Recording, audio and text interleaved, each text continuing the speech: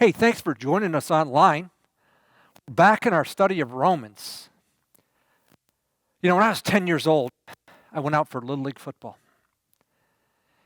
And some friends told me, you'll love those coaches on the junior varsity level. They said, oh, Mr. Trupp and Mr. Comig and they're great. Well, that first week, we went through conditioning.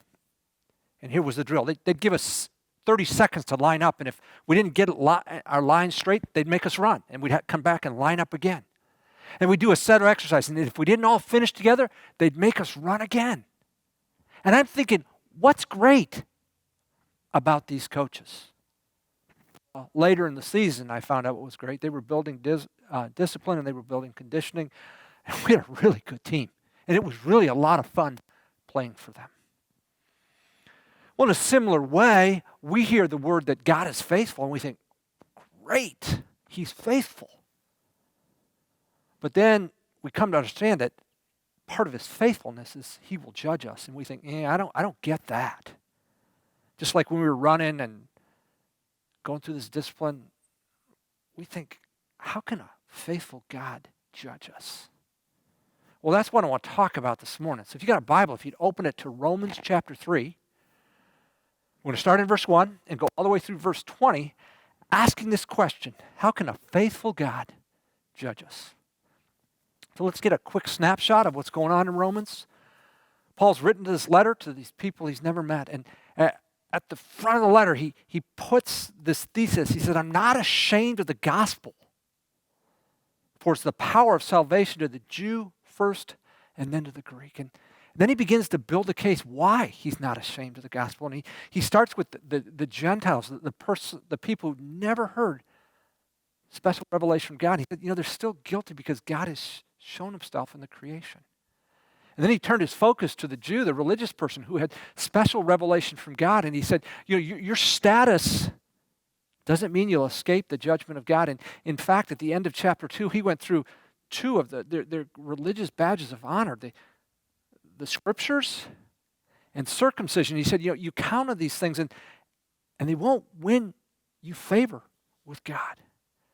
And so that's where we pick up. And the question that's lingering is, well, if those things don't matter, what advantage is there to being Jewish? And that's what Paul starts with in verse 3. He says, here's our question, then what advantage has the Jew? Or what is the benefit of circumcision? Well, he answers his question, starting in verse 2. Great in every respect. And he starts a list. First of all, they were entrusted with the oracles of God. God chose to reveal Himself, and this people, the Jewish people, He picked it out to give them to. And Paul's going to continue his list when he gets sidetracked. And he never comes back to this list. He starts a different thought. And we get that thought in verse 3. What then, he says, if some, the Jews, did not believe, their unbelief will not nullify the faithfulness of God, will it? So he said, let's think about the Jews, because some of them, man, they haven't believed, they haven't embraced God. And God went into a covenant, He went into a contract with them. Well, their lack of belief won't nullify God's faithfulness. There's a word.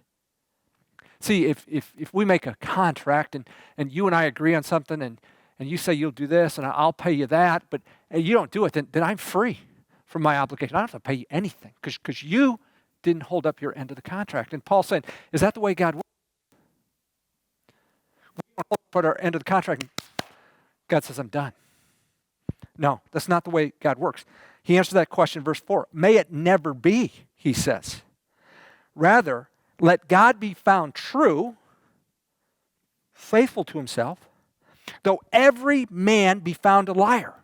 Hey, if every person breaks the covenant, God's going to be found true. As it is written, and he quotes from Psalm 51. This is a psalm David wrote when he was being judged for the sin of adultery and murder. Here's what David wrote. That you may be justified in your words of judgment, and prevail when you are judged. So Paul's going right to the heart of the issue. How can a faithful God judge His people? And so he takes on these arguments starting in verse 5. He says, speaking of the Jewish person, but if our unrighteousness demonstrates the righteousness of God, what shall we say? That's what we just said in verse 4. God, you will show yourself righteous even when you judge. So the Jewish person says, hey, if we're unrighteous and God's going to show his righteousness through it, why are we judged? The God who inflicts wrath is not unrighteous, is he? How can God, who shows his unrighteousness, who shows his righteousness when we're wrong, how can he judge us for being wrong? Paul says, I'm speaking in human terms. Paul answers the question, may it never be. For otherwise, how will God judge the world? So we want to argue, hey, I did wrong, but God shows himself right, so it's not right for God to judge me. Paul says that's ridiculous. If that's your argument, then there's no way that God will judge the world. A similar argument in verse 7. But if through my lie, the truth of God abounded to his glory, why am I also still being judged as a sinner? Okay, so I lie, but God shows himself to be true through my lie. Why am I being judged? Paul answers that in verse 8. And why not say, as we slanderously reported, and as some claim that we say, let us do evil, that good may come. And so the idea is, hey, if God's going to show himself true and he's going to show himself righteous through my evil, I guess I should just do evil all the time because God will show himself true and righteous. And Paul says it's ridiculous. His conclusion then is their condemnation is just.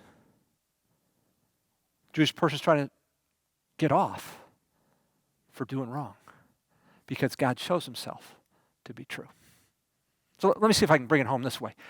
Several years ago, a teacher for Lincoln Public Schools was upset with a superior. And this teacher was in the district office. And so she threw a lit piece of paper on the superior's desk. Well, that set the whole district office on fire, and the thing was burned to the ground. That person was tried and found guilty of arson. Well, that was a major setback for Lincoln Public Schools, but they were shrewd. They collected insurance money. They built a newer, more efficient building. They were able to sell some of the land for profit, and they brought good out of that evil situation. Nobody would say, well, that Lincoln Public Schools brought good out of it. They ought to let this person out of prison because good came through their bad. No, we wouldn't say that. That's Paul's argument here. You Jewish people say, well, God's shown himself good in our sin.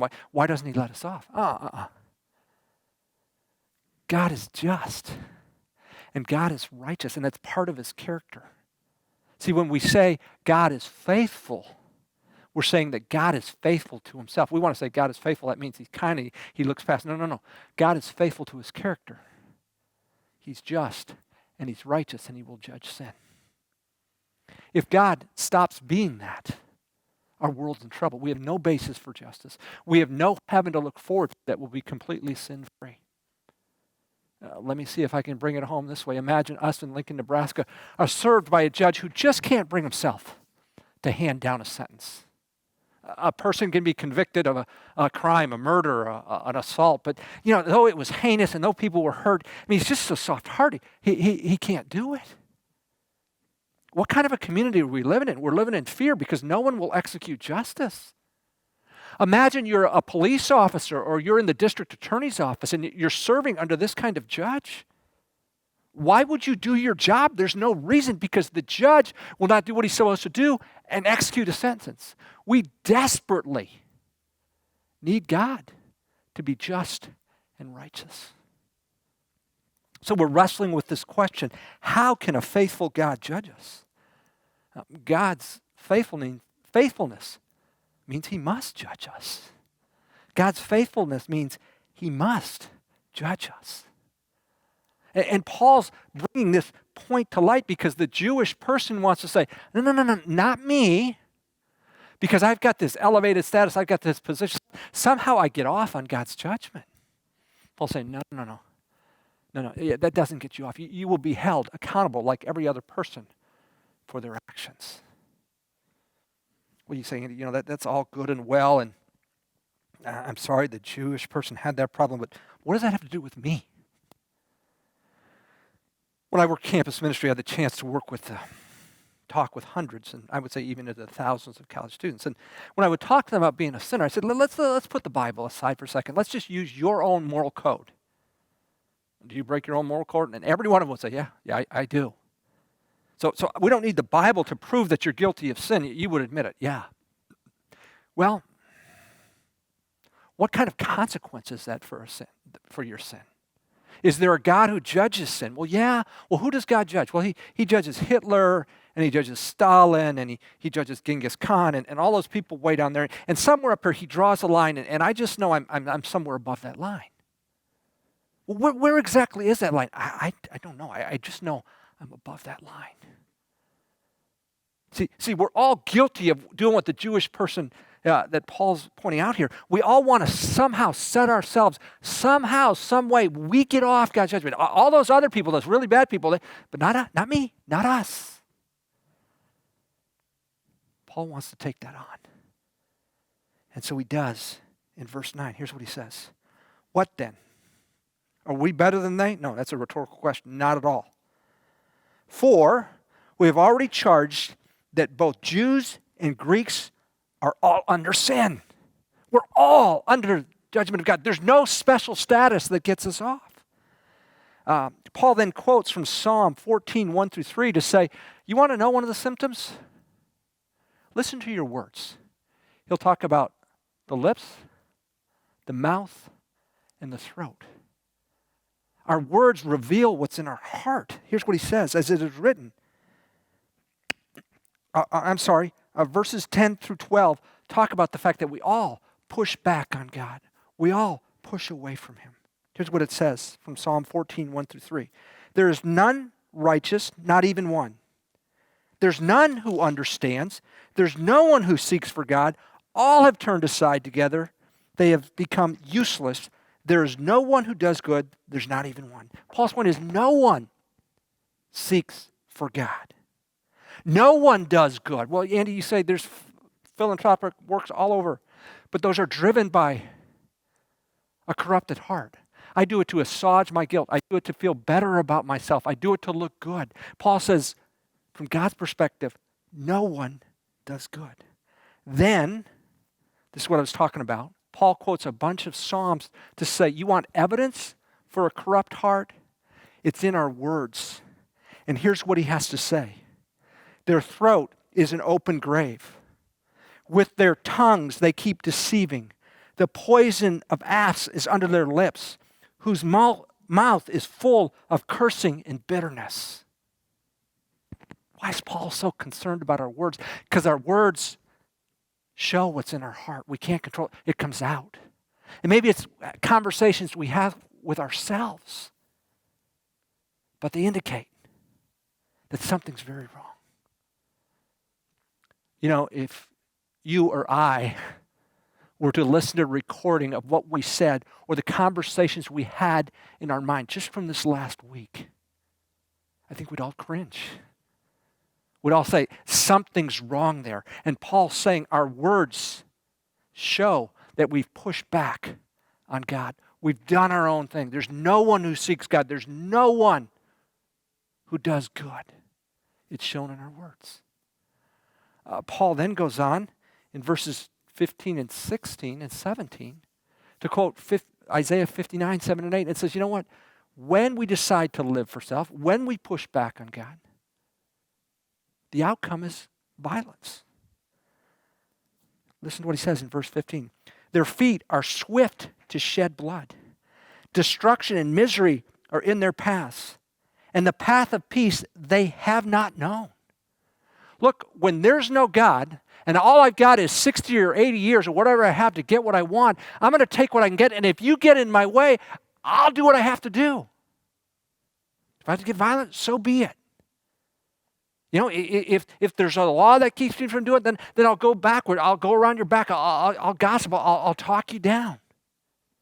If I can't get violent, maybe I'll be passive aggressive. But the end is, I get aggressive to get what I want. So in verse 18, Paul says, there is no fear of God before their eyes. Well, Andy, what do you mean? Our view of God doesn't affect our behavior. We care more about this world or what's being said in this world than we do what God thinks. You see a person who fears God, their view of God affects their actions. So when I was in high school, I was on the swim team. And on the Friday, we'd have a swim meet. We'd all agree to wear a tie. Now, nobody wore a tie to high school. And I know there were people that would see me walk in with my tie and they go, oh, there's the arrogant jock wearing his tie. You know what? I didn't care what they thought. I cared more about what my teammates thought. And if somebody wanted to mock me from wearing a tie, so be it. See, when we have a fear of God, it affects our behavior. I care more about what God thinks than what other people think. It's sort of, Paul's saying, there's no fear. People live for the here and now. God doesn't affect our behavior. So, we get in this situation. We've pushed back on God. It's shown in our words. It's shown in our aggressiveness. And we see this and we think, man, we better do something. We better counteract. So I get a low score on my first test in a class. I better get a high score to counteract that. I don't do well on my first or second shot in the basketball court. I really concentrate that I can make up for it later in the game. And so that's what we want to do with our good works. Paul says, now we know that whatever the law says, it speaks to those who are under the law, so that every mouth may be closed and all the world may become accountable to God. He says, because by the works of the law, no flesh will be justified in his sight. No one will be justified by God through doing good works. For through the law comes the knowledge of sin. Hey, God gave us his word. So we know we're sinners. So we know we need God. He never gave us a word as a means, if you keep this and you do this, you can be right with God. The idea that we can work our way to God is misinformation. It won't get us where we want to go. So as a little guy, and even now, I tend to carry a little bit of weight around my midsection. And so I thought, you know what? I will do a bunch of sit-ups to solve that problem. I'll just exercise this. And finally said, you know, Andy, there's nothing wrong with doing good sit-ups. It strengthens your core, but it's not solving your problem. Your problem is you're eating too much and your body's storing it around your middle. If you really want to take care of your middle, you got to change what you eat.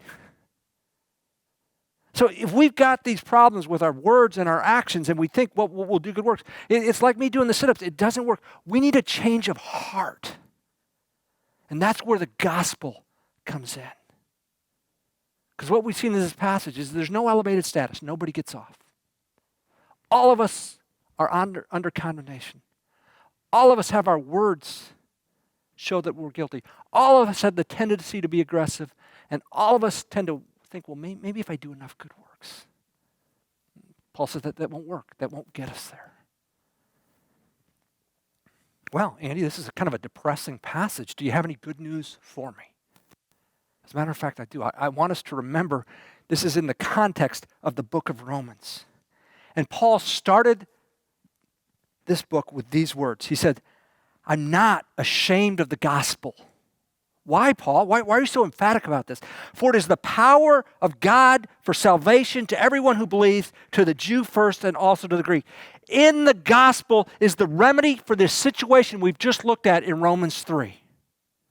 It's in the gospel. It's not in our actions. It's not in our words. Well, what is it in the gospel? Well, here it is. For it is the righteousness of God. We get right standing with God. For the righteousness of God is revealed from faith to faith. In our faith, we get right standing. As it is written, but the righteous man shall live by faith. When we put our faith in Christ, God sees us through Jesus.